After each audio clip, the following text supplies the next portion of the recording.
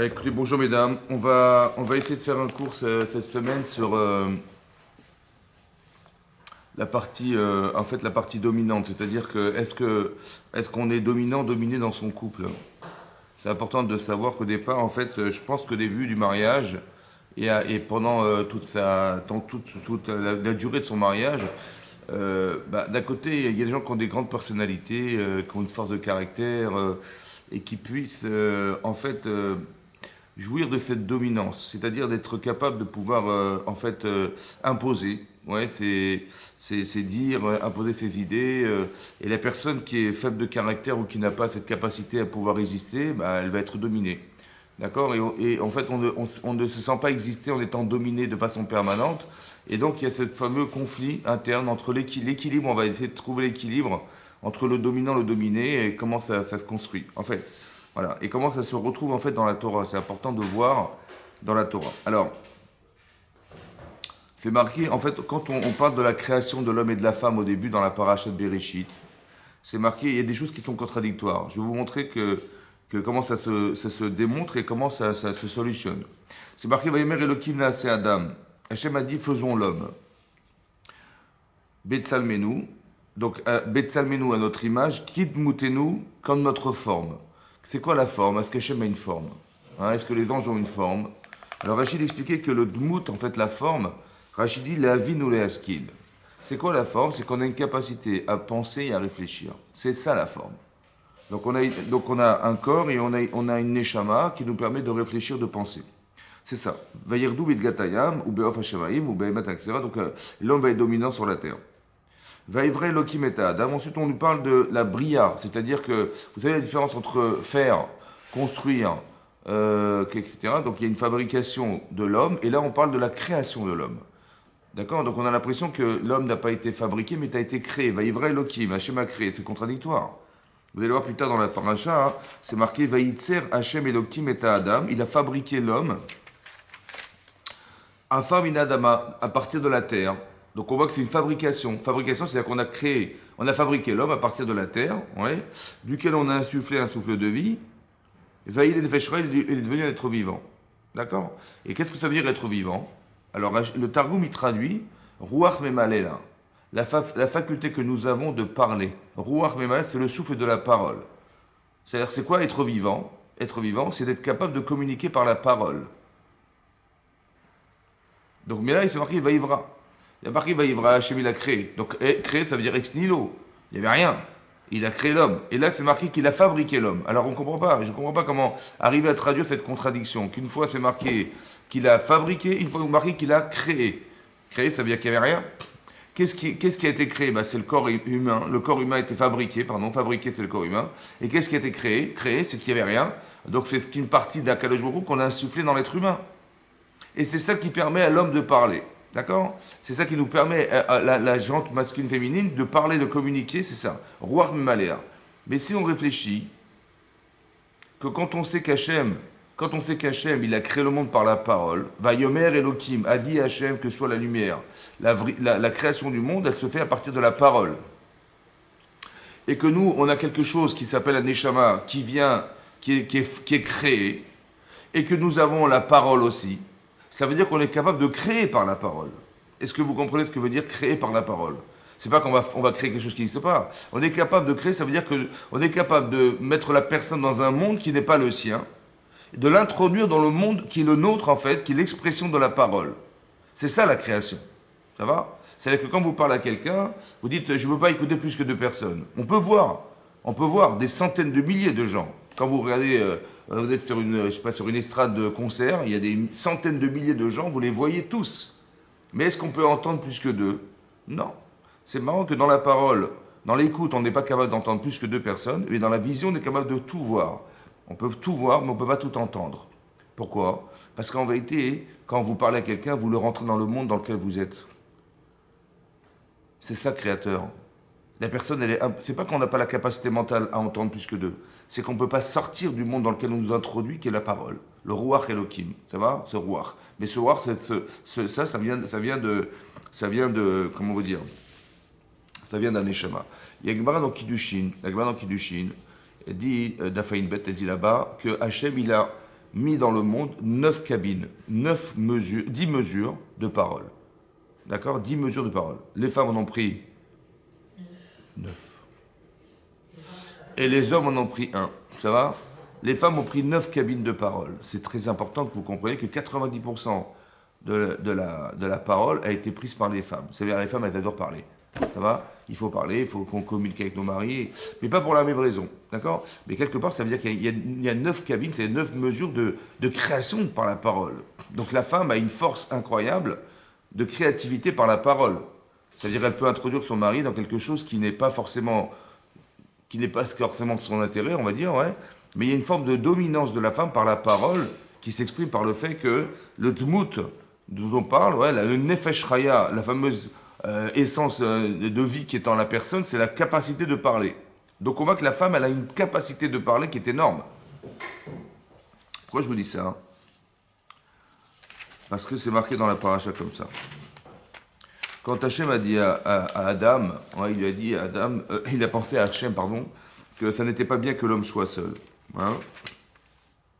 C'est marqué, voilà, je vous lis le texte de la Torah, c'est marqué comme ça. Voilà. Vayomer Hachem Elohim, donc Hachem a dit, Lotov heyot Adam levado. Ça n'est pas bien que l'homme soit seul. Et c'est lo ezer kenegdo. On va lui faire une aide kenegdo. Ça veut dire que, alors on Rachid d'expliquer que s'il est méritant, ben, sa femme sera une aide, mais s'il n'est pas méritant, elle sera contre lui. D'accord? Ça veut dire que quand on comprend la différence, ben, si on comprend la différence, on s'adapte à la différence, alors ça va devenir une aide. Après, à nous de définir qu'est-ce que c'est que l'aide. Ouais. Mais non, et sinon, s'il n'a pas compris ou s'il n'est pas méritant, ben, ce sera toujours contre soi. C'est marqué, Vaïtser Hachem Elohim et donc Adam, Mina Adama, Kol Chetase. Donc qu'est-ce que fait Hachem? Donc Hachem a pensé qu'il fallait lui proposer quelqu'un d'autre, d'accord? Une aide pour lui, d'accord? Et qu'est-ce qui va se passer? Comment ça s'est passé? Ben, qu'est-ce qu'il a fait Hachem? J'aurais imaginé qu'il il va lui présenter sa femme. Non, c'est ça, non? Non.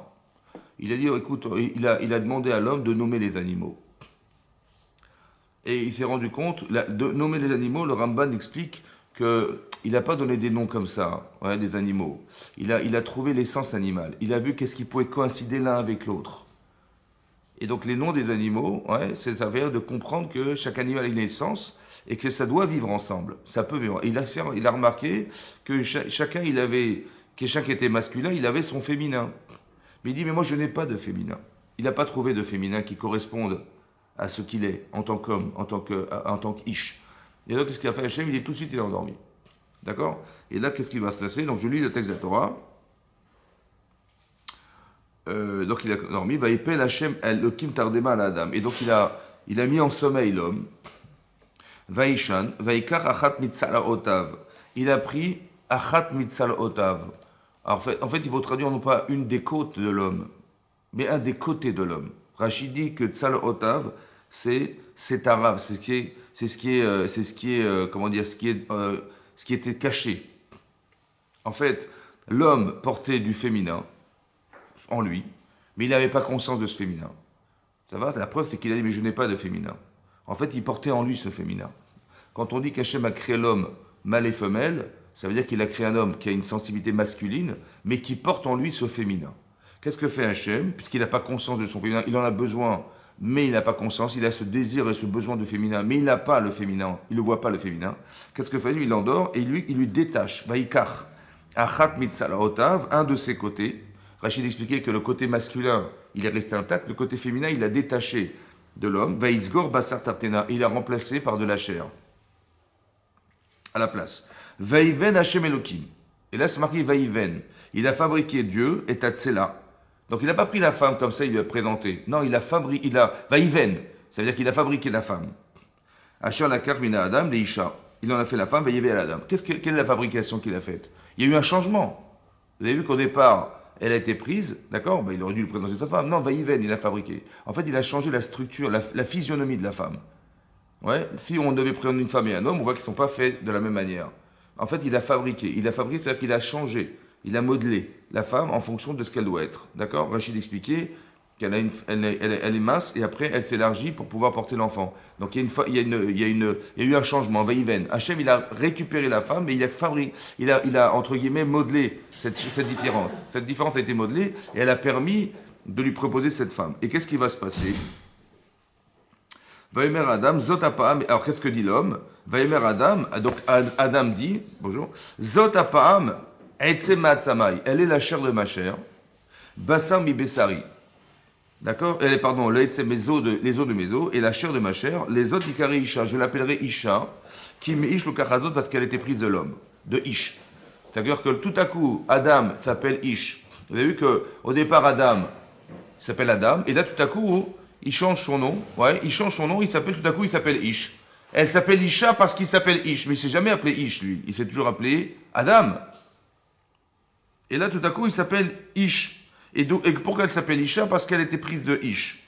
Alken Yazov, donc c'est marqué Alken Yazov Ish et Aviv et Timo. C'est pour cela qu'un homme il doit abandonner son père et sa mère. Vedavak Bishto. Ça veut dire que la référence dorénavant, elle est plus parentale, elle est Davak. Il va que coller à sa femme, veiller les bassarets, ils vont être une seule chair. Mais non, c'est intéressant de voir qu'il n'y avait pas de conscience du féminin. Qu'on a dû détacher la partie féminine de l'homme qui faisait partie de lui pour la modeler et lui présenter. Et tout à coup, il s'appelle plus Adam, il s'appelle Ish. Et elle s'appelle Isha. On a changé, ça va? Au début, il s'appelle Adam. Qu'est-ce que c'est que Adam finalement? Adam, c'est quoi? Il avait sa femme. C'est homme et femme. Donc il y a une conjugaison des deux êtres, ça s'appelle Adam. Nous, on croit que Adam, c'est l'homme. Non, c'est l'homme d'origine. L'homme avec sa femme. Alors ensuite, c'est marqué, qu'est-ce qui va se passer? C'est marqué Vayush ne marumim. Ils étaient tous les deux nus. Adam veishto, velo de Boshachou n'avait pas honte. Rachid expliquait, voyez pourquoi? Shelo ayu yodaim derrière tzniut. Ils ne connaissaient pas la pudeur. La frin ben tov lara pour différencier le bien du mal. Rachid expliquait Vafalpish inetabodaat les krot shemot. Bien qu'il avait l'intelligence de différencier les animaux. Ça veut dire qu'il comprenait les sens. Donc il devrait avoir honte d'être nu, non? Alors il dit non. Pourquoi? Lo natan bo yetzerra ad achlo mina etz. En fait, il a eu la création du mal était en lui, que lorsqu'il a consommé le fruit de la connaissance du bien et du mal. Et là il dit Venichnas bo yetzerra. Et donc est rentré en lui cette créature mauvaise, Veyada ben tovlara. Il a su faire la différence entre le bien et le mal qu'après avoir consommé le etzada tovara. Avant, il n'y avait pas de connotation péjorative du bien et du mal. Ça va? Donc j'ai pas honte. La honte, c'est quoi la honte? La honte, c'est quoi la honte? La honte, c'est la contradiction entre le bien et le mal. Quand vous dites mais j'ai honte de moi, ça veut dire que vous vous sentez mal. Pourquoi? Parce que vous saviez ce que vous auriez dû faire et vous avez vu ce que vous avez fait. Cette contradiction, elle engendre une honte. Mais la honte, c'est quoi? C'est entre le bien et le mal. On n'a pas honte du vrai et du faux. Mais on a honte émotionnellement de ce qui est bien, de ce qui est mal. Parce que je sais ce qui est bien à faire et j'ai honte d'avoir fait mal. Ça va? Et donc, qu'est-ce qui se passe? En fait, il n'avait pas honte parce que la notion du bien et du mal n'existait pas. Elle a été créée, on va dire, à partir du moment où on a consommé le Etzana Tovara. Là, on a été pénétré d'un désir. Le désir du bien et du mal. Ce côté péjoratif du désir. Il y a un désir intellectuel et un désir émotionnel. Mais il n'y avait qu'un désir intellectuel. Il n'y avait pas de désir émotionnel. Donc, la honte n'existait pas. Ça va? Et donc, il n'avait pas honte d'être nu. Et qu'est-ce qui s'est passé ensuite? Qu'est-ce que fait? Intervient le Nachash. Et le Nachash, c'est marqué, Vatomer, qu'est-ce qu'il a dit? Donc, qu'est-ce que lui dit le serpent? Il dit, Nachash, Ayaharu Mikol Chet. Donc, le Nachash, en fait, qui est représenté par le mauvais penchant extérieur à la personne. Ouais, il y a une attirance extérieure et une attirance intérieure. Il y a quelque chose qui bouillonne en nous, qui est d'intérieur, et il y a quelque chose d'extérieur à soi qui nous attire vers. Donc là, on est dans l'expérience attirante vers. Et donc ce Nachash-là, ce serpent, c'est l'attirance vers. Et qu'est-ce qui se passe? Donc la réalité, elle nous parle, et elle nous attire, elle nous aspire. C'est ça le Nachash. Et donc, Nachash Ayaru Mikol Chet Asede, Asher Asa Elokim, Vayomer El Aisha. Et donc il va s'adresser à la femme. Pourquoi à la femme et pas à l'homme? Parce que la femme est émotionnelle. Ça va? Elle est plus facilement, on va dire, elle est plus facilement, entre guillemets, fragilisée par ses émotions. Et donc il va s'adresser à elle. Dit Af ki amar elokim lotochlu mikol aitzadan. Ouais, est-ce que Hachem il vous interdit de tout manger à tous les arbres? Il a fait exprès de dire tous les arbres pour qu'elle dise non à ceux-là et oui à celui-là. Ça va? Va te mettre Isha, la Nachash, mais priet Agan. Donc, mais non, oui, on peut manger des fruits du Gan, du fruit du jardin. Mais après, à Etz, par contre, Asher Betochagan, par contre, celui qui est à l'intérieur, Amar Elokim, Lotochelu Mimenu, Velotigaou. Et Hachem a dit ne le mangez pas et ne le touchez pas. Peine tes moutons de peur que vous mouriez. Voilà ce qu'elle a dit. Elle a rajouté quelque chose qu'on n'a jamais dit. Elle a rajouté ne pas toucher. Ça veut dire quoi ne pas manger? Ne pas manger, ça veut dire quoi? Il faut bien toucher pour manger. Elle a cru, mais ne pas toucher. C'est interdit. Qu'est-ce que fait le Nachash? Il la pousse. D'accord? Il la bouscule et elle touche l'arbre. Elle dit tu es honnête, tu n'es pas morte.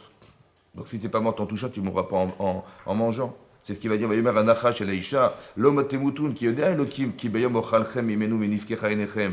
Hachem, il sait pertinemment que si vous consommez cet arbre, vos yeux vont s'ouvrir, ça veut dire vous avoir une nouvelle connaissance de la vie. Veitem Kelokim ferait comme Dieu, qui crée des mondes, comme ça dit Rashi, créer des mondes. C'est-à-dire que vous avez une capacité verbale à créer par la parole, comme Hachem crée par la parole. Viodea Tovara, il lui connaît le bien et le mal. Vatere Aïcha, attention. Donc elle est pénétrée d'un désir. Ouais, parce qu'elle dit, c'est vrai, c'est intéressant, c'est vrai. Vatere Aïcha a vu la femme qui Tova Es le Mahal, elle a vu qu'il était Tov.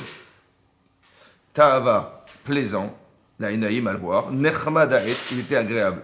Tov, Ta'ava, Nechmad. Vous avez vu? Tov, Ta'ava, Nechmad. Il était bon, Ta'ava il était agréable et plaisant. Valaskul le tikar mipio va tochal, donc elle a mangé. Va titen gam le isha ima. Elle a donné à son mari, va yochal, il a mangé. Ça veut dire quoi? Ça veut dire qu'elle l'a convaincu, quoi. Hein? Elle a convaincu son mari de manger du etzedat.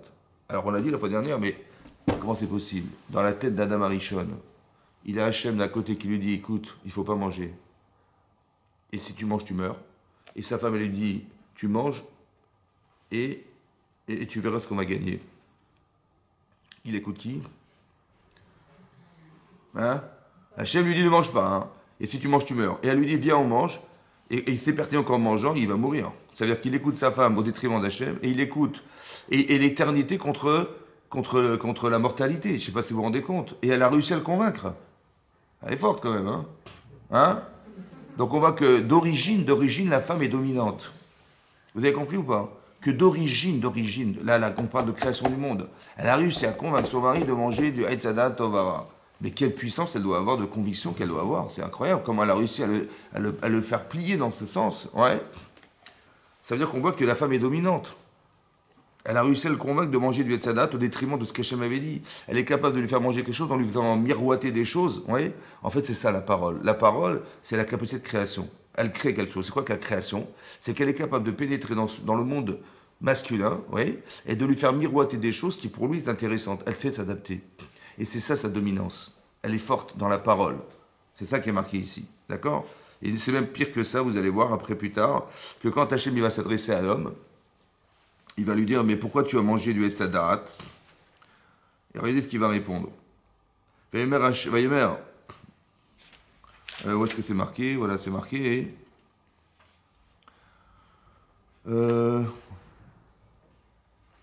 Voilà, il y a marqué, marqué Veladam Amar, ouais, non, c'était avant, ah ouais, voilà, c'est marqué quand il a mangé, donc après c'est marqué dans la paracha, hein, qu'après qu'ils aient consommé du Etzadat, c'est marqué, voilà, et ils se sont vêtus.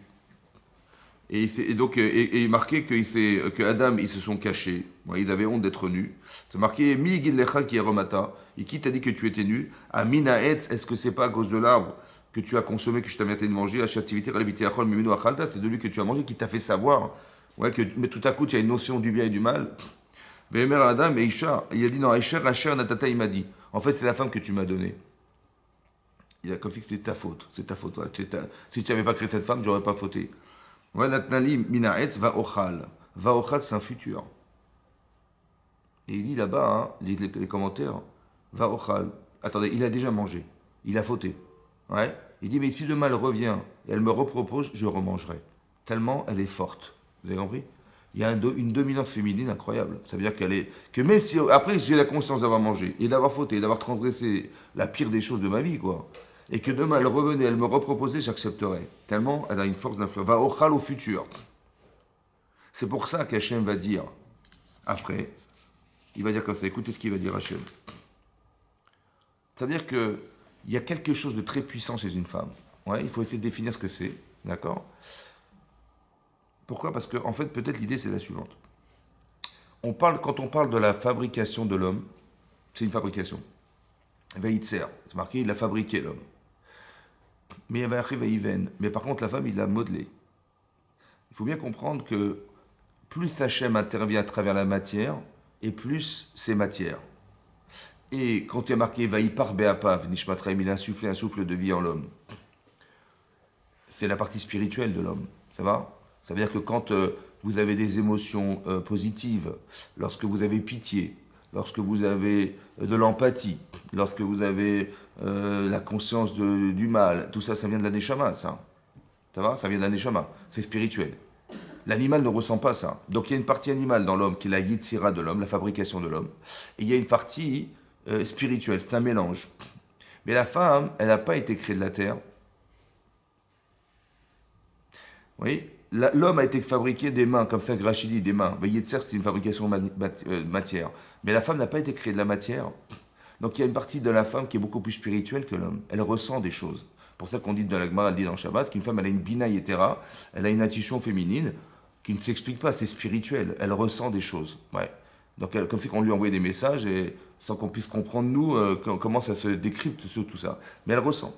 Donc elle a une force spirituelle très grande. Mais cette force spirituelle, en fait, elle se retrouve dans la parole. Et dans la parole, c'est-à-dire qu'elle est capable de créer. De créer. Quand je parle créer, ça veut dire comme ça. Écoutez bien ce que ça veut dire, créer par la parole. Le Rav Chaim Shmulevitz, il amène une preuve de la Gemara dans Sota. Il y a une Gemara dans Sota qui dit que quand Yaakov est décédé, Yaakov Avinu est décédé, et donc on a dû le déplacer de l'Égypte jusqu'à Marata Marpella, ouais, la grotte de Marpella. Et donc on était au pied de la grotte de Marpella, on allait l'enterrer, et tout à coup, qui est-ce qui intervient? Aïssav arrive. Il dit, mais qu'est-ce que vous faites là? Il dit, ben voilà, on va enterrer notre père.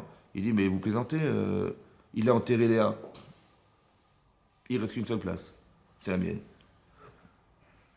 Donc je vous interdis d'enterrer. Et donc il commence à négocier, il dit maintenant ton droit d'aînesse tu lui as vendu, on a le contrat, nanana. Il renie tout ça. Il dit mais c'est moi l'aîné, c'est moi l'enfant, le premier enfant né, donc c'est à moi qui revient à cette place, il commence à discuter.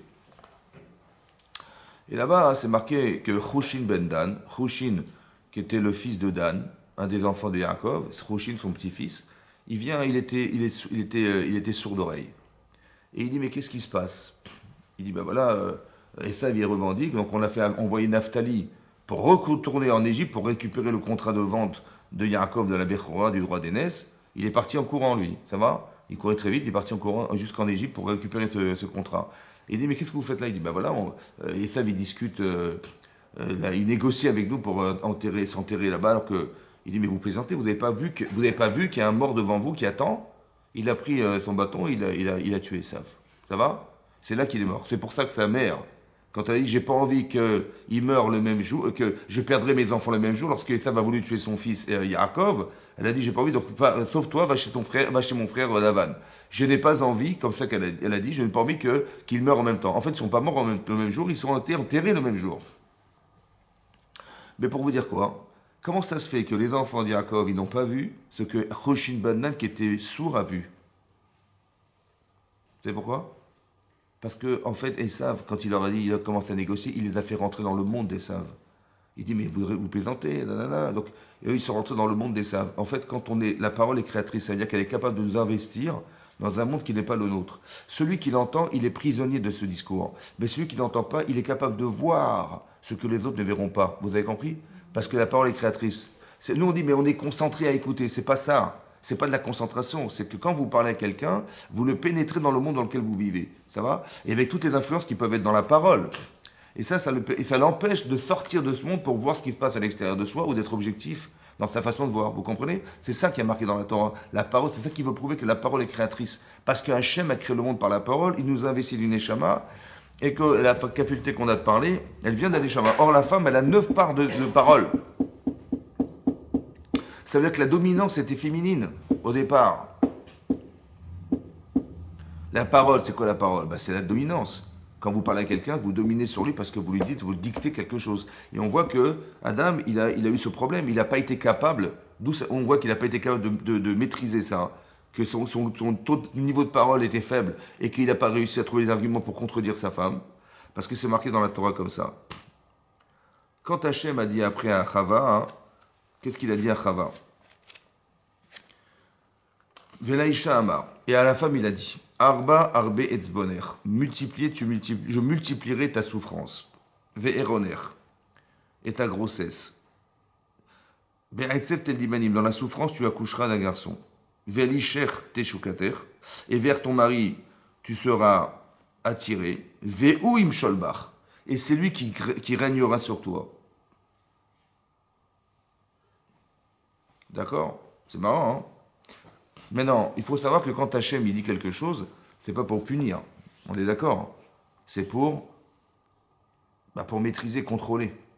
D'accord? Donc quand il dit Hachem, il dit à la femme, Arba Boner. Rashi, qu'est-ce que dit Rashi? Je multiplierai ta souffrance. C'est quoi la souffrance? Rashi dit, Tsar Gidul Banim, la difficulté d'éduquer nos enfants. Ensuite, c'est marqué, Be'eroner, ta grossesse sera compliqué. Il y a des grosses, il y a des nausées, des choses comme ça. Après, tu devras accoucher dans la souffrance. Une femme doit accoucher dans la douleur. Ouais. En quoi c'est réparateur? En quoi le fait d'avoir, ça répare? La souffrance répare. Alors, on a expliqué une fois, on a dit comme ça. En fait, ce que fait Chava, Rachid expliquait que ce qu'a fait Chava, c'est qu'elle a fauté. Donc, elle a mangé du Hetzadat, elle savait qu'elle allait mourir. Mais si elle va mourir, son mari il va forcément exister et on va devoir lui proposer une autre femme qu'elle pour que le monde continue à vivre. Parce qu'il faut bien que le monde se multiplie, on est d'accord? Trop au bout, c'est ce qu'Hachem a dit, vous vous multiplierez. Sans elle, ça ne pourra pas se faire. Donc Hachem, il va obligatoirement créer une autre femme à partir de Adam, ou je ne sais pas où il va la sortir, mais il va lui proposer une autre femme qu'elle. Pour elle, ce n'était pas possible. Qu'elle va mourir et que lui soit vivant et qu'on lui propose une autre femme qu'elle, c'était impossible. D'accord? Pourquoi? On a expliqué pourquoi. Parce qu'une femme, elle se sait associée à son mari. Elle sait de par nature qu'elle est née de son mari. Ça va? Elle se sait associée. Son mari, on l'a endormi. Après, on lui a fait prendre conscience indirectement qu'elle est sa femme. Mais elle savait depuis le départ qu'elle est la femme de son mari. Donc elle est associée à cet homme. Il n'a pas d'autre femme que moi.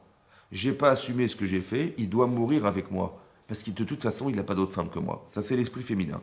Donc la partie associative de la femme, oui, va engendrer chez elle la capacité à détruire, peut-être par association, son mari parce que dominante. Vous avez compris ce que je veux dire, dominance.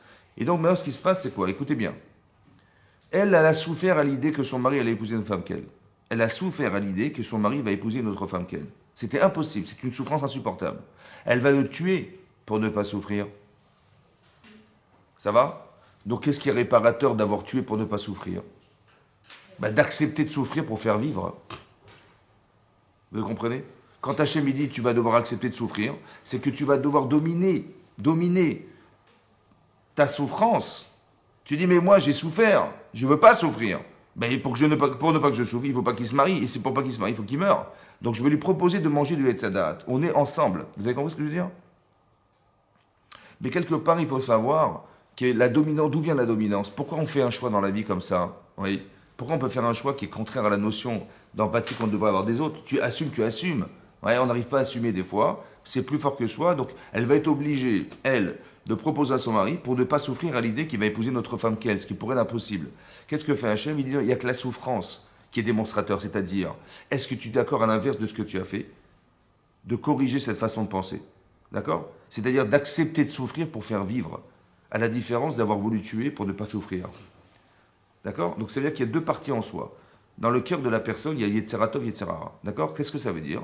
Il y a une partie positive, une partie, on va dire, positive, qui est d'être au service d'eux, et la partie négative, que tout est à son service. Le Yetzerara, c'est de croire que tout est pour soi. Le Yetzeratov, je sers à quelque chose. D'accord? Maintenant, c'est un choix. J'ai les deux possibilités dans ma tête. D'accord? Et dans mon cœur. Les deux. Maintenant, qu'est-ce que je choisis? Elle a choisi que son pouvoir de dominance, il va lui servir.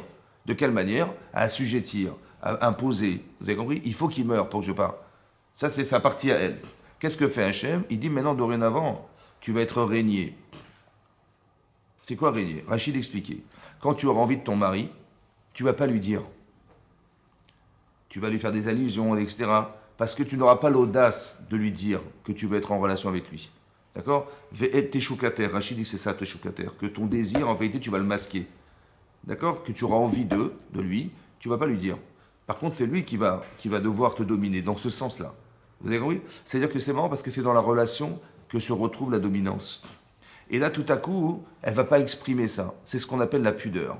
C'est-à-dire comme si elle avait manqué de pudeur, de relation pudique avec son mari au départ. La dominance, c'est quoi la dominance? Ouais, d'accord? Je vous explique la dominance. La dominance, c'est que ça vient d'Hachem. Hachem est dominant.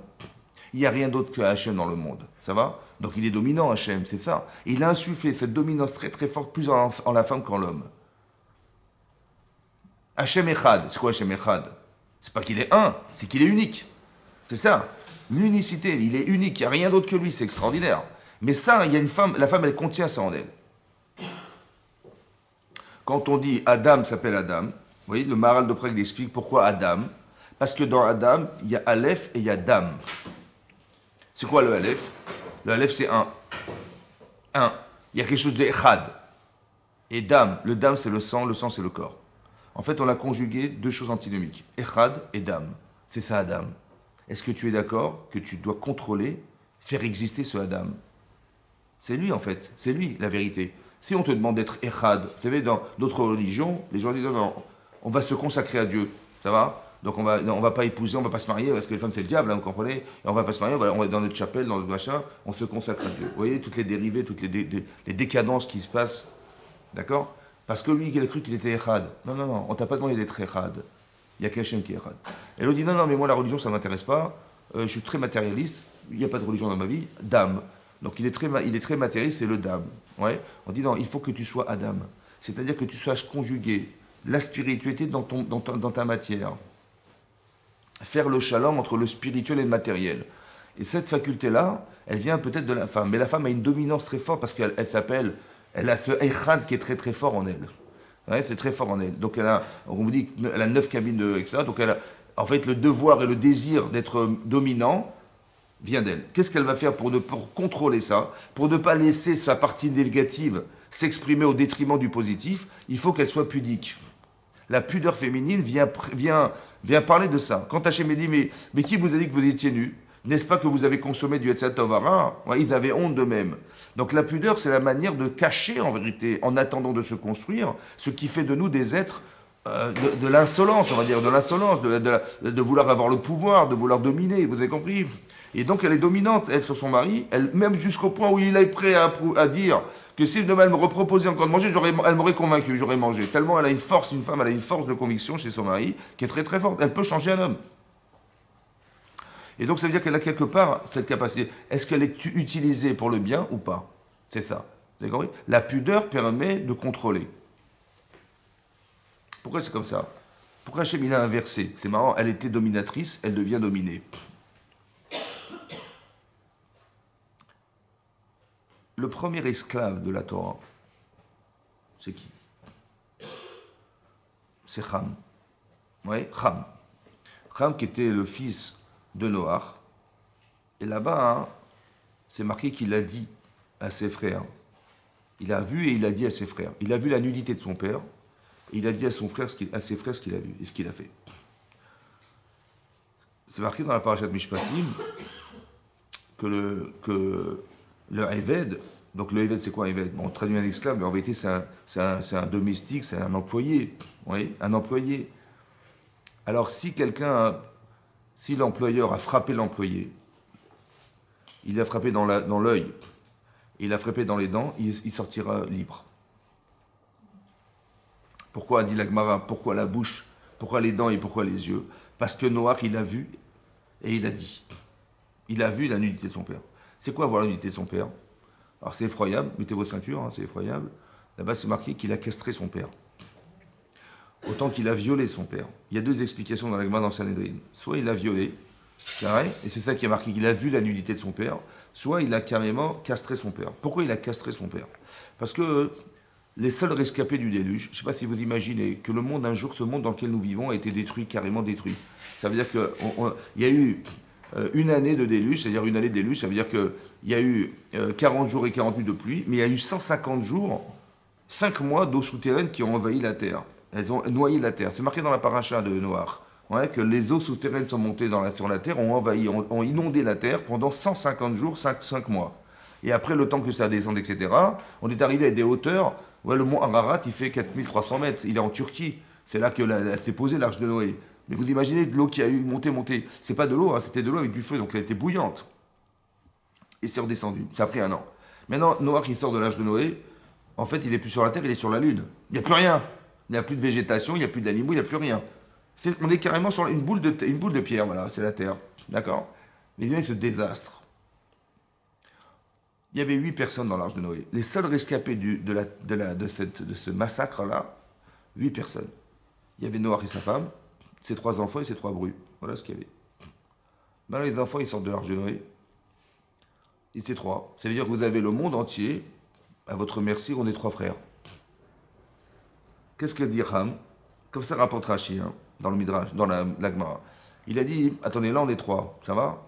Donc tant qu'on est 3, si 2 se disputent le monde, il y a un troisième qui va dissuader en disant, écoutez, on va dissuader, calmez-vous, ça va? On est 3, on a un tiers chacun, super.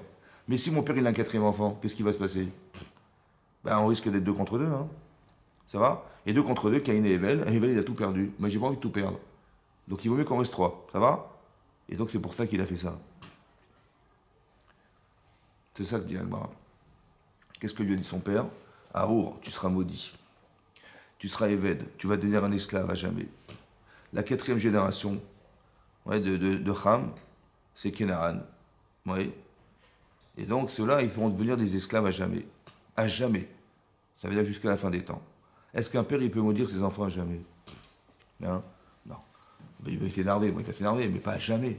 Ça veut dire que Noach, il a compris que son fils, il devait devenir un esclave à jamais. La 4e génération, elle devait esclave à jamais. C'est-à-dire que la réparation, c'est ça. 4e génération, je comprends, parce que 4e enfant, 4e génération, je comprends. Mais ça veut dire quoi à jamais? Esclave. À jamais. Soumis aux autres. À jamais. Pourquoi? Parce que le Eved, en vérité, c'est quoi un Eved? Ouais, le Eved de la Torah, c'est quoi le Eved de la Torah, bah, c'est celui qui a volé. Ouais, quelqu'un qui a volé, un juif qui a volé. Et puis, donc il est passé au tribunal, il ne peut pas rembourser. Dit la Torah, bah, il faut qu'il travaille. D'accord? Il faut qu'il rembourse ce qu'il a volé, donc il faut travailler. Qu'est-ce qu'il va faire? En fait, on va le réinsérer dans la société en allant travailler chez un maître, chez un employeur. Et donc, on va lui apprendre. Ça prendra le temps qu'il faudra pour rembourser. Ça peut prendre jusqu'à 6 ans. En fait, c'est une réintégration sociale, c'est-à-dire qu'on va lui apprendre à réfléchir autrement. Plutôt que de croire que les gens sont à ton service et que toi, tu vas voler les autres, alors tu vas te rendre compte que des fois, tu travailles et tu peux jouir du résultat de ton travail. Tu vas être fier un jour de réussir. Et donc, on va changer les mentalités. C'est ça, la réinsertion sociale. Ça va? On réinsère. Ça veut dire qu'on le fait travailler, c'est-à-dire qu'il va se rendre compte. Mais qu'est-ce qu'il va faire? Pour lui, zéro. Tout ce qu'il fait, c'est au service des autres.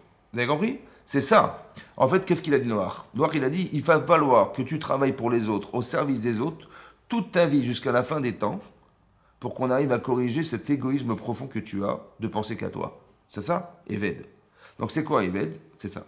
Maintenant, j'ai vu dans les Sfarim, écoutez bien ce que je vous dis. Quand je réfléchis, le premier Eved, c'est lui. Ça va? Et donc c'est lui qui a créé la notion de Havdout, c'est-à-dire d'être esclave, d'être soumis. C'est Noach qui a dit à son fils, tu vas être soumis. Il a créé une réalité de soumission. Lorsque nous-mêmes, on était en Égypte, on a été des esclaves des Égyptiens. C'est vrai ou pas? Vous savez d'où ça vient ça? Ça vient de Noah, ça vient de Ham. Écoutez ce que je vous dis. J'ai 2 choses dans mon cœur. Yetzeratov, Yetzerara. Ça va? Qu'est-ce qui a articulé le désir de Ham de castrer son père? C'est Yetzeratov ou Yetzerara? Ou Yetzerara? Qu'est-ce qui a poussé Ham à castrer son père? Il a dit, mon père, il a 3 enfants. S'il en a 4, c'est une catastrophe. Et donc, il va il va priver son père d'avoir des enfants sous prétexte que lui va perdre. C'est pas Yetzeratov, ça. Il est soumis, en vérité. Il est soumis à son Yetzerara. Toi, tu crois que tu es libre de faire ce que tu veux dans ta vie? Non. En vérité, tu vas te rendre compte qu'en vérité, au fond de toi, tu es soumis au mal. C'est lui qui articule tes désirs et c'est lui qui articule tes décisions. Puisque tu t'es soumis, alors on va te soumettre. Vous avez compris ce que ça veut dire? Ça veut dire que l'esclavage n'est que la résultante physique d'un problème spirituel que j'ai de me soumettre. De me soumettre à ma volonté négative. Alors pour que j'en ai conscience, il faut que je sois soumis. Quand on fait un choix d'Avera, en fait, on croit qu'on a choisi. Non. En vérité, tu as choisi, mais on t'a fait choisir. On t'a poussé à choisir. Et tu n'as pas eu la force mentale ou émotionnelle de dire non à ton Yetzirah. Alors en vérité, tu penses que c'est toi qui articule ta vie. En fait, tu es articulé par. Tu es soumis à quelque chose d'autre. Ça va? Et cette soumission, qu'est-ce qu'elle fait? Elle fait qu'on va recréer la soumission. Vous allez vous rendre compte, même dans une cour d'école, ouais, il y a les forts et les moins forts. Tu dis, pourquoi les forts, ils disent pas aux moins forts? Ils disent pas, ah, les pauvres, on va les aider. Non, non, on va leur casser la figure. Ça va? On voit que les enfants qui sont faibles, qui sont fragiles, qui n'ont pas de personnalité, ils se font casser la figure par les forts qui sont les gens qui ont de la personne, qui sont forts. Pourquoi cette dominance, elle amène à ça? Vous savez pourquoi? Parce que la réalité, c'est la suivante. C'est pas qu'on a créé des enfants méchants. C'est que plus que l'enfant est soumis, il n'arrive pas à retrouver son identité propre. Il n'a pas de moi. D'accord? Et donc, il n'a pas d'existence. Alors, il va forcément créer quelqu'un qui va lui montrer que tu n'existes pas. Ça va? C'est comme ça que ça marche. Et donc, l'enfant qui va être méchant avec lui, ce n'est que la résultante de ce qu'il a créé lui-même en pensant qu'il n'était rien, ou qu'il était faible, ou qu'il était timide, ou qu'il ne sais pas quoi. Mais non, tu existes, tu as une force. Vous avez compris ça? Il faut que tu sois dominant. Et là, tu es dominé. Parce que tu ne domines pas ce que tu es. Tu es dominé à l'intérieur de toi-même. C'est pareil. Chava, qu'est-ce qu'elle fait, Chava? Elle a en elle quelque part un désir de dominance. Elle va convaincre son mari de transgresser la Torah, de transgresser la parole d'Hachem. En fait, c'est pas elle qui est choisie, c'est qu'elle a fait le choix de ce qui la domine. Alors elle va être dominée. Il va falloir qu'elle soit pudique. Parce que la pudeur, ça permet de réfléchir. Vous avez compris? Quand la pudeur, c'est quoi? Je ne suis pas prisonnière de mes désirs, c'est moi qui contrôle. C'est ça la pudeur d'une femme. Pourquoi la femme en particulier? Parce que la femme, elle a cette force de dominance. Elle est très forte en capacité mentale, en capacité de convaincre. Alors il faut que tu te calmes. Tu vas être pudique. On va être mochel. On va te gouverner. Tu vas vouloir désirer. Il va pas avoir que tu dis. Tu dis pas. Mais quand tu dis, j'ai envie, tu ne diras pas. Tu diras rien. Il faut que on comprenne. Il faut qu'il y ait des allusions. Pourquoi? Parce que c'est toi qui domines. Si tu dis oui, je veux et tu vas aller, en fait, tu as été prisonnière de ton désir. Il faut que tu contrôles. C'est ça la pudeur. C'est très dur pour une femme parce que une femme, elle a envie d'être belle, elle a l'impression que quand elle va devoir se cacher, elle va vouloir cacher son corps et tout, c'est une catastrophe pour elle. C'est toi qui domines. Je ne veux pas que mon mari ou les gens m'apprécient pour ce que j'ai et ce que je suis. C'est moi qui domine. Vous avez compris la différence? Tu es maître des choses. C'est ça, la réparation. À l'homme, on a dit, Kishamata l'école ishtecha. Hachem, il a dit à Adam, parce que tu as écouté la voix de ta femme. Je vous lis le texte. Veladam Amar, Kishamata l'école ishtecha, parce que tu as écouté la voix de ta femme, Vatochal, et que tu as consommé, Mina etz, de l'arbre, Asher tziviti chalomar, alors que je t'ai ordonné en te disant, Lotochal mimenu, ne mange pas. Arura Adama, sera maudite la terre, Ba'avorecha, à cause de toi. Berit savon tochalna, dans la tristesse, dans la tristesse tu mangeras. Kol yemechaera, tous les jours de ta vie. Ça va? Kos vedada tasmerna, tu verras qu'elle va faire pousser des chardons, etc. Va'achalta et savasade, et tu mangeras l'herbe de la terre. Bezea tapecha tochalechem, tu mangeras la sueur de ton front. C'est dur. Ad shiva, etc. Vous avez compris? Voilà. Mais là, pourquoi la terre a été maudite? Pourquoi? Parce qu'il a mangé, il n'a pas respecté la volonté d'Hachem, on est d'accord ou pas? Qu'est-ce que ça va avec sa femme? Il dit, ah, t'as écouté la voix de ta femme et tu as mangé du fruit que je t'avais interdit de consommer. Qu'est-ce que ça va avec sa femme? On a appris ça à cause d'elle, vous avez compris? C'est ce qu'il va dire après, il dit, bah oui, c'est la femme que tu m'as donnée. Il va être kafouille tova, ça veut dire qu'il ne va pas reconnaître le bien qu'on lui avait procuré une femme. Il va être kafouille tova, on va lui dire, mais tu m'as donné une femme mais j'ai pas suggéré. Ouais, non, c'est à cause d'elle. Il va renvoyer la faute sur elle. Mais dans ce que je veux dire par là, hein, c'est comme ça. Qu'est-ce que ça veut dire avoir écouté la voix de sa femme? Parce que lui dit Hachem, c'est comme ça. En fait, ta femme est émotionnelle. Elle a vu le Etzadat. Elle a été tentée parce que elle avait à gagner de consommer ce fruit du bien et du mal. Elle dit, je vais être comme Hachem, je vais savoir ce que c'est que le bien et le mal, c'est super, je vais avoir ces émotions, je vais créer des mondes autres que ceux que je suis. Donc elle était tentée, évidemment. C'est ce que lui propose le Nachash, le serpent. Et elle tombe dans le panneau. En fait, qu'est-ce qu'il a fait? Il a nourri chez elle, parce qu'il lui a parlé à cette femme, il a nourri chez elle cette faculté à pouvoir être penché vers le mal. Vous avez compris? On est influencé par la parole. Elle est influencée par ça, les désirs. Donc elle va voir cet arbre, il est tov, wow, super. Il est tahava, il est plaisant. Nechmad, il est agréable. Ouais, la vine, pour comprendre, c'est plaisant, c'est-à-dire qu'elle a un avantage. Voilà, ça devient émotionnellement touchant. Et donc par ses émotions, elle a été tentée parce qu'elle est émotionnelle. Et donc par cette même émotion, elle va convaincre son mari de manger.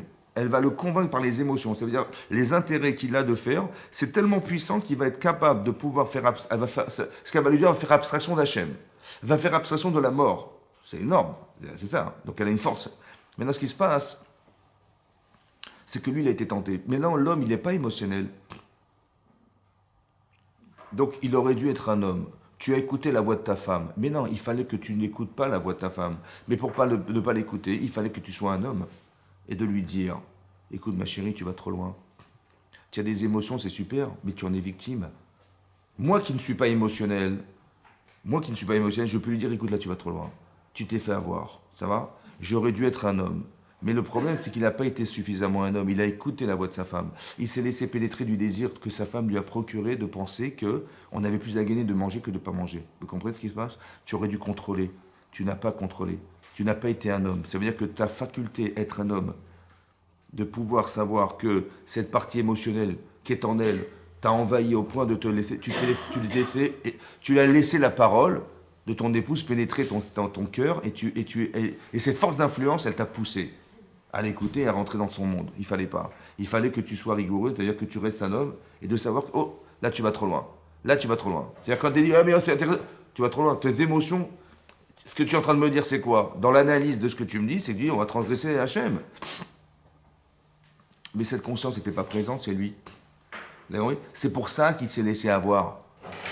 Parce qu'il a écouté la voix de sa femme. C'est ça qui a engendré qu'il a fauté, c'est ça qui a engendré que la terre est maudite. Mais en vérité, au fond, c'est qu'il n'a pas été capable de maîtriser. Ça va? Donc ça veut dire qu'il doit avoir cette capacité de résistance. D'accord? Parce que sa femme va lui dire des choses, des fois c'est super, des fois c'est le contraire. À toi de juger. Si tu es zoré, si tu es méritant, si tu comprends, alors elle sera avec toi. Et sinon, elle sera contre toi. Mais des fois, elle est contre toi et des fois, elle est avec toi. Ici, dans ce cas-là, elle est contre toi. Mais lui, il me dit, mais non, elle n'était pas contre moi puisqu'elle m'a proposé un truc que j'avais envie. Elle était avec moi. En fait, elle n'était pas avec toi, elle était contre toi. Et quand Sarah va dire à son mari, écoute, c'est par toi de la femme que tu as épousée, hein, qui était Agar, tu dis, mais elle est contre moi, parce qu'elle me propose une autre femme elle me dit de quitter cette femme alors qu'elle est ma femme. Elle me demande de quitter cet enfant, que c'est mon enfant. Elle est contre moi. En fait, Hachem dit, non, écoute la voix de ta femme, elle est avec toi. Ça veut dire qu'il faut savoir quand est-ce que c'est vrai et quand est-ce que c'est faux. Quand c'est contre une volonté, c'est un désir contre la volonté d'Hachem qui n'a pas d'avenir, c'est contre toi. Mais quand c'est dans le sens de ce que tu vas évoluer avec elle, c'est avec toi. D'accord? Mais en vérité, tout dépend de qu'est-ce qu'elle a ressenti. Qu'est-ce qu'il aspire? Est-ce que c'est son Yetzeratov ou c'est Yetzara? Si elle arrive à puiser dans son Yetzeratov, une femme, elle peut être extraordinaire. Mais comment elle fait? Parce que la pudeur lui permet de rester objective. Vous avez compris ça? C'est ça, la pudeur. Il dit, tu n'auras pas l'effronterie d'aller demander à ton mari, ça veut dire que tu seras pudique. Cette forme de pudeur permet d'avoir une objectivité, parce qu'une femme, elle sait qu'elle peut déborder de désir émotionnel, et elle peut même convaincre son mari d'aller dans le sens de son désir. Mais son désir, il ne peut pas forcément être juste. Comment je vais pouvoir analyser, moi en tant que femme, que mon désir, il est vrai? Alors la pudeur. Attends, laisse-moi réfléchir. Je ne vais pas je ne vais pas construire ma vie sur le regard des autres. Je ne veux pas construire ma vie sur les impressions que j'ai de moi. Émotionnelles, non. Je vais objectivement arriver. Ça veut dire comme si je devais m'imprimer de la faculté que l'homme il a de ne pas être émotionnel. Et lui, il va s'inspirer de sa femme qui n'a pas d'émotion pour en avoir. Vous avez compris? Ezer kenegdo. Soit tu restes une femme dans ton couple et tu arrives à convaincre ton mari de tout ce que tu désires. Et donc c'est une catastrophe en fait parce que tu peux être esclave de tes désirs, ou alors tu maîtrises. C'est toi qui maîtrises, c'est toi qui es le maître d'eux, c'est pas lui qui décide. Vous avez compris? C'est lui, c'est toi qui décide. Alors tu décides, ça veut dire quoi? Attendez, on va prendre un peu de recul. C'est ce que j'appelle la pudeur. Je n'ai pas l'effronterie d'imposer mes désirs. Je ne vais pas rendre les autres esclaves de mes désirs. C'est un peu ça l'idée. Mais de faire en sorte que c'est moi qui... C'est mon Yetzira qui est l'esclave de ce que je pense. Et pas l'inverse. Je ne suis pas l'esclave des autres, ni l'esclave de qui que ce soit dans ma vie. C'est ça. Vous avez compris? Pourquoi? Parce qu'il y a du Echad. Il y a du Echad dans Adam. Il y a du Echad. Je suis unique. C'est moi qui décide. Vous avez compris? Mais attention, il faut réfléchir. Est-ce que tu décides de faire ce que tu veux dans ta vie? Tu dis, mais moi, j'ai décidé, je fais ce que je veux. Vous avez compris? Je fais ce que je veux. Maintenant, est-ce que la liberté, c'est de faire ce qu'on veut?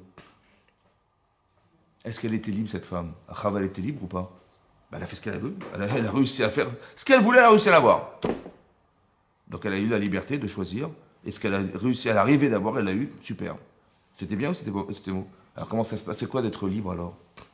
Est-ce que d'être libre, c'est d'avoir Est-ce que c'est de faire ce qu'on veut dans sa vie, de réaliser des rêves qu'on a toujours rêvé, mais après le problème c'est le désir. Est-ce qu'il était juste le désir? Ben, je fais ce que je veux, c'est moi tranquille, je fais ce que je veux. Ouais. Est-ce que la première fois que vous avez été voir vos beaux-parents, vous avez enlevé vos chaussures, hein, et vous avez mis les pieds sur la table, il dit, vous pouvez me servir un coca? Hein, les pieds sur la table. Non. Pourquoi? Hein? Ça se fait pas, ça se fait pas. Mais je fais ce que je veux, hein. Et si vous êtes content, c'est pareil. Le coca, il arrive à quelle heure? Bon. En fait, le truc, c'est que, en fait, j'ai l'impression que d'être libre, c'est faire ce qu'on veut. Non, c'est pas faire ce que tu veux, c'est faire ce que tu peux. Et vous allez rendre compte l'inverse, c'est que d'être libre,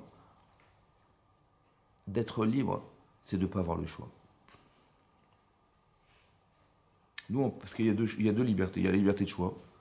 Tu as deux possibilités. Tu fais ça, tu fais ça. Ouais. Rava dit, voilà, ou je me refuse parce que bon, je vais souffrir. Je vois la date, il est super attrayant et je veux me refuser. Ça va, mais je vais souffrir. D'accord? Mais non, mais écoutez, non, mais je fais ce que je veux, vous comprenez? Donc, Dieu il est interdit, mais bon, je vais trouver des arguments qui vont justifier le fait que je mange du Hetzadat.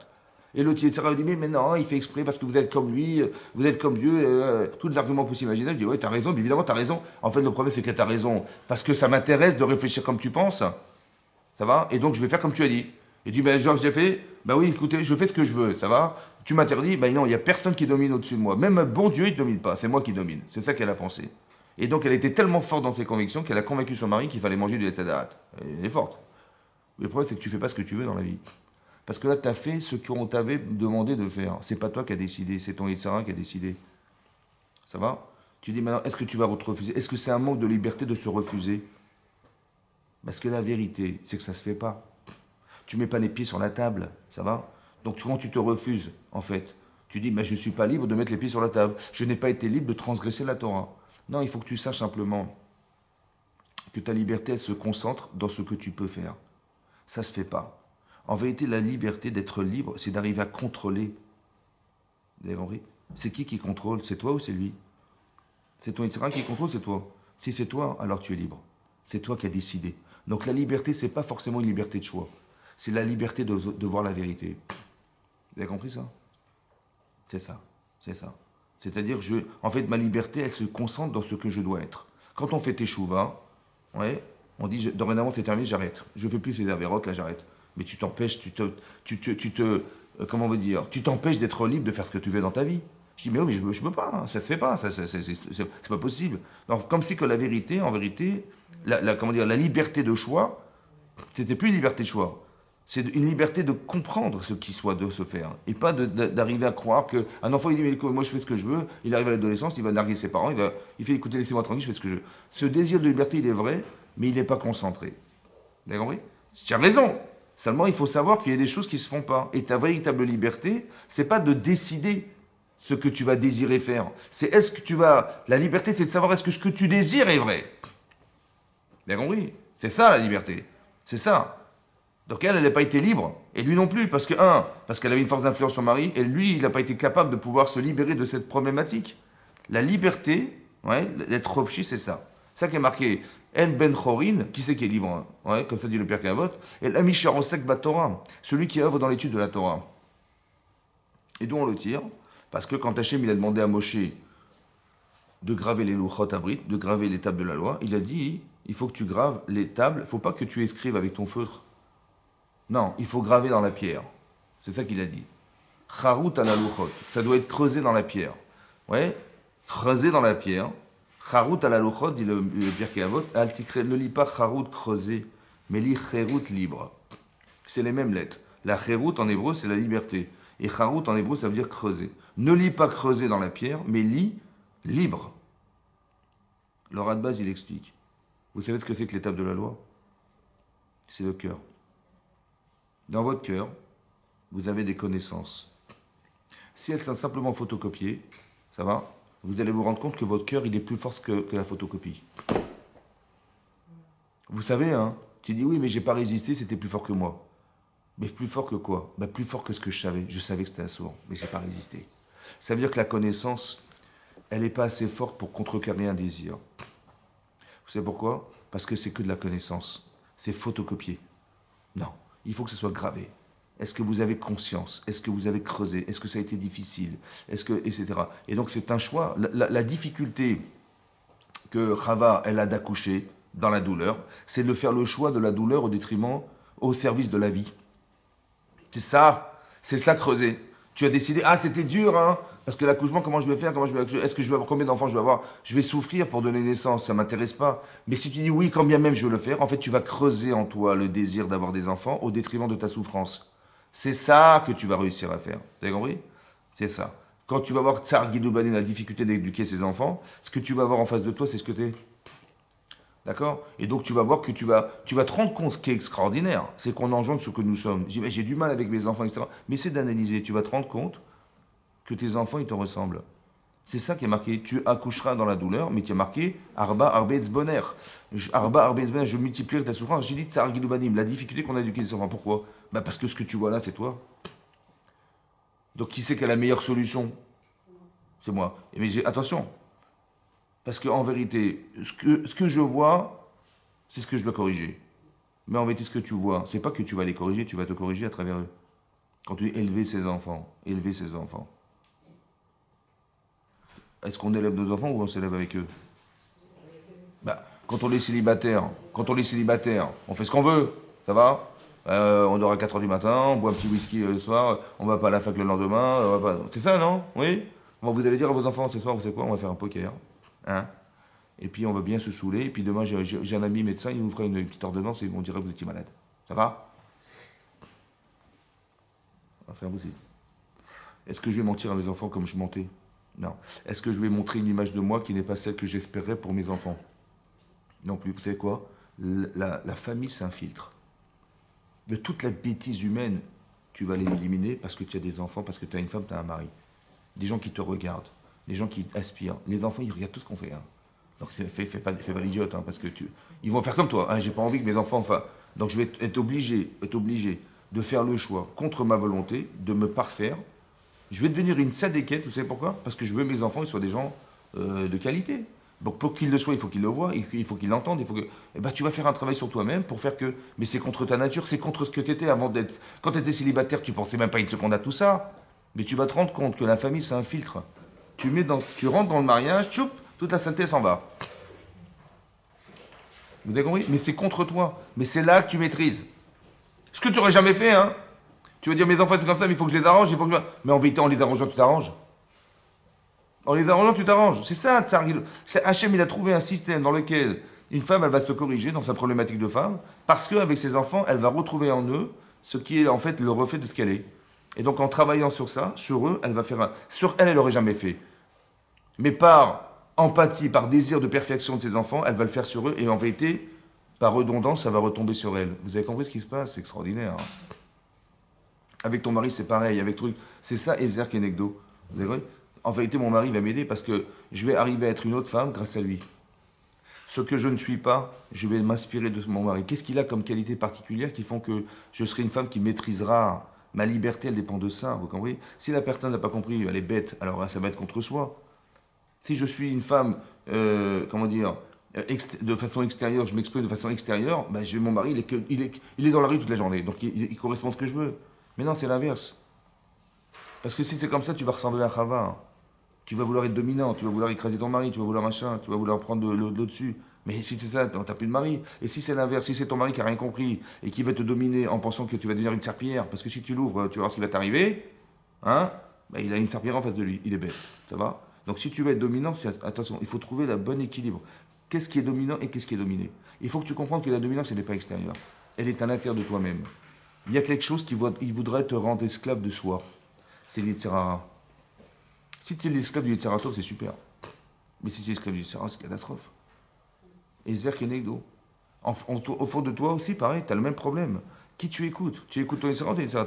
Tu écoutes les intérêts que tu as d'assouvir tes besoins, ou non que tu vas devenir quelqu'un au service de quelque chose, ou au service d'une idée, ou au service d'une personne. C'est ça. Donc tu vas faire, c'est contre toi, mais en vérité, tu deviens pas. C'est comme le ivri là, qui vole. Ouais. Il dit, les types, ils ont travaillé pendant 10 ans, et moi, je viens, en 1 heure, je récupère le travail de 10 ans. 10 ans de salaire, ils ont mis dans un compte, et ben moi, je viens, je leur vole Je dis, mais comment ça se fait que tu fais. Mais tiens, ils sont bêtes les gens, franchement, ils travaillent pendant 10 ans, mais c'est de la bêtise. En 1 heure, tu peux récupérer 10 ans de travail, c'est super. Mais pourquoi tu utilises ton intelligence contre ce qui existe et pas ton intelligence au service de ce qui doit vivre? Pourquoi tu écoutes ton Yitzhara? Vous avez compris? C'est un peu pareil, Cham, il est prêt à faire des folies pour que son père, il n'ait pas un quatrième enfant, pour ne pas que je perde. Mais comment tu mets la terre, et tu mets ton père, et tu choisis la terre? Vous avez compris ce qui se passe? C'est ça l'Yitzhara, vous avez compris? C'est ça. Mais comment ça se fait que tu n'as pas le regard? Cette sensibilité que tu as, elle est superbe. Mais pourquoi tu l'as mis dans la terre et pas dans ton père? Pourquoi tu l'as mis dans tes intérêts personnels et pas dans ton mari? Pourquoi tu l'as... Vous avez compris ce qui se passe? C'est qui domine en fait? Quand tu vois que c'est quelque chose de terrestre, quelque chose qui s'arrête à une limite, ça s'appelle la terre, or c'est bidon. Shamaï va arrêter. Il faut que tu atteignes quelque chose de beaucoup plus spirituel que ça. Avec tes enfants, tu le comprends. Avec ton mari, c'est pareil. Il faut que tu comprennes. Mais non, le problème, c'est que les gens disent, ouais, mais si je suis trop gentil, on va m'exploiter. Souvent, ça se passe comme ça. Oh, je rends rien, hein. Après, il croit que je suis à son service. Ça va, ouais, ça va 5 minutes. En fait, c'est ça. Alors, il faut que s'expliquer. Et donc, la force de la parole que vous avez, elle doit vous permettre de convaincre, de savoir qu'on est partenaires, on n'est pas l'un contre l'autre, de savoir qu'on n'est pas en compétition non plus. Ça va? De partager avec son mari quelque chose qui démontre qu'on n'est pas en compétition tous les deux. Parce que quand vous allez lui faire un reproche ou quand vous allez quand vous allez exiger quelque chose, il va croire que tu rends ton. Mais ça ne m'intéresse pas. J'ai pas envie. J'ai pas envie de faire les courses, j'ai pas envie d'aller avec toi, reste à la maison. Moi, j'ai pas envie. Mais j'ai dit, viens, on va sortir ensemble. En fait. Elle lui tend la perche pour qu'on se retrouve, il lui croit qu'il essaie d'aller faire les courses. Il n'a pas compris. J'ai dit, mais je t'ai pas demandé de faire les courses avec moi. J'ai dit, viens, on se retrouve, on va discuter, on va parler ensemble, on va vivre ensemble. Bah, les courses, c'est un argument. Lui, il a cru, on va faire les courses. Non, il faut que vous expliquiez ce que vous ressentez. D'accord? Je dis, bien, tiens, tu m'accompagnes quelque part. Il dit, mais attends, j'ai pas le temps. Elle dit, attends, t'as pas le temps. Quoi, ce que tu penses avoir envie de faire, c'est plus fort que moi. Ah bon, c'est possible. Elle va se vexer. Alors qu'en fait, il n'a rien compris. C'est pas du tout ce qu'il voulait. Donc il faut s'expliquer. Vous avez la parole, vous avez la force d'explication de la parole, vous avez les émotions qui vont avec. Alors expliquez ce que vous ressentez. Ne cachez pas ce que vous ressentez. Ne faites pas des allusions alors qu'il ne va rien comprendre. J'ai compris à demi-mot. Non. À la fin, on a compris. À la fin, un homme, il comprend, mais il faut que ça prenne du temps. Mais simplement d'expliquer. Voilà, ce que je voulais te dire, c'est ça. Ça va? La voix de sa femme, c'est ce qu'elle a voulu dire à son mari. Tu as écouté la voix de ta femme, ce qu'elle a voulu te dire. Des fois, il faut faire attention. Ou alors des fois, il faut accepter. C'est ça. Elle a voulu te dire ça. Ah d'accord, j'avais pas compris. En fait, elle a voulu te dire, au fond, viens, on est indépendant. C'est ça qu'elle a voulu te dire. On va se passer d'Hachem. On va être comme Hachem. Ce désir d'indépendance qui est faux. Parce qu'on ne peut pas être indépendant sans passer par de la dépendance. Tu es obligé de passer par Hachem pour vivre. Dis non, on va se passer de lui. C'est stupide. Vous avez compris? Mais parce que le désir d'indépendance, le désir d'être Echad, il est tellement fort chez la personne. Ouais, et peut-être même plus fort chez une femme que chez un homme, qu'elle doit avoir cette maîtrise. C'est ça la pudeur. C'est ça. Et dit, tu ne demanderas pas. Tu feras des allusions parce que ce que tu désires, en fait, c'est toi qui contrôle. C'est ça. Jusque-là, tu dois contrôler. Jusque-là. Et cette pudeur-là, elle est fantastique parce qu'elle permet d'avoir l'objectivité du regard et de dire, je suis dépendante de personne d'autre que de ma décision. J'apprends la Torah, je suis une femme cachère, je suis une femme machin, j'alimente tout ça. Et après, quand je vais décider, je sais où je mets la main et où je tire les informations. Tu peux prendre des informations de ton Yitzhara ou des informations du Yitzhara Tov. Qu'est-ce que tu choisis? Ben, c'est Yitzhara Tov. Mais tu vas la prendre en coupe, ça. Vous avez compris? Chazak ou Baruch, mesdames, Chazak.